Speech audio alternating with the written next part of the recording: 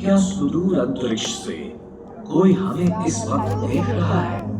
इस सवाल ने कई लोगों को युगों तक मंत्रमुग्ध किया है। क्या जीवन पृथ्वी के लिए एक चमत्कार है, या जीवन ब्रह्मांड में हर जगह पाया जाता है?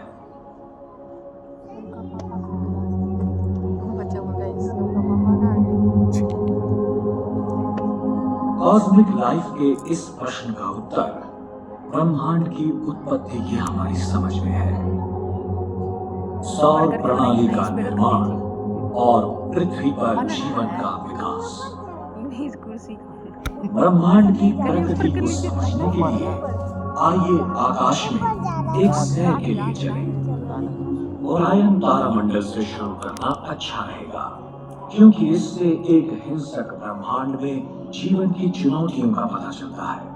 कुछ तारे जैसे कि रिगेल हमारे सूर्य की तुलना में विशालकाय हैं।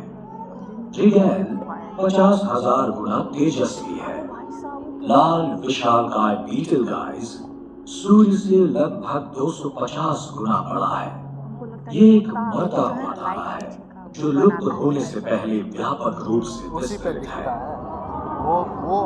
एक दिन हमारा जीवन देने वाला सूर्य भी एक लाल विशालकाय बन जाएगा और तब तक विस्तार करेगा जब तक वो पृथ्वी पर सभी जीवन को नष्ट करते हुए उसकी कक्षा उससे भी आगे नहीं बढ़ जाता। फिक्र न करें, ऐसा अरबों वर्षों तक नहीं होगा।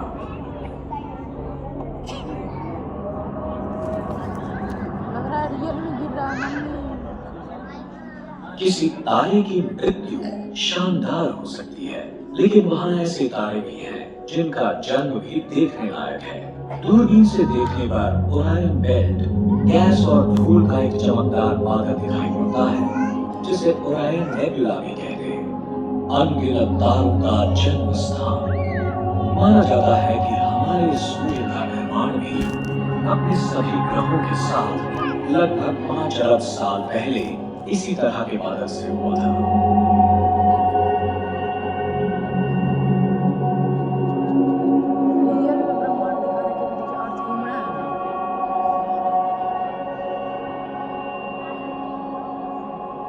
जैसे ही हम ओरायन से परे जाते हैं, हम अपने सूर्य से बहुत छोटे सितारों को देखते हैं, जिनमें सीरियस भी शामिल है।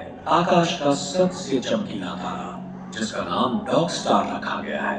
दरअसल सीरियस एक जुड़वा तारा है, द पप नामक एक अदृश्य साथी के साथ। पास ही में हम उसके मुकाबले एक युवा स्टार क्लस्टर पाते हैं, जिसका नाम है प्लेयाडस, जो है वृषभ नक्षत्र में।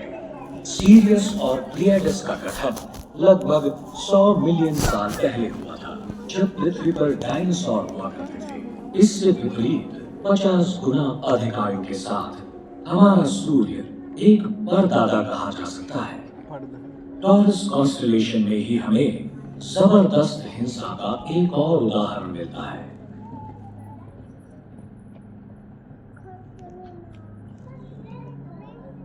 क्रैब नेबुला एक गैसीय बादल है, एक विस्फोट हुए तारे के अवशेष। जब 1000 साल पहले इस सुपरनोवा का विस्फोट हुआ, पृथ्वी पर लोगों ने इसे एक बहुत ही चमकीले तारे के रूप में देखा, जो केकड़े जैसा दिखता था। ये कई दिनों तक दिखाई देता था, यहाँ तक कि दिन के दौरान भी। अगर उसके आसपास जीवित लोग होते तो अचानक हुए इस विस्फोट ने निश्चित रूप से उन्हें आश्चर्यचकित किया होता। हमें इस तरह के आश्चर्य की फिक्र करने की जरूरत नहीं है। हमारा सूर्य सुपरनोवा बनने के लिए बहुत छोटा है।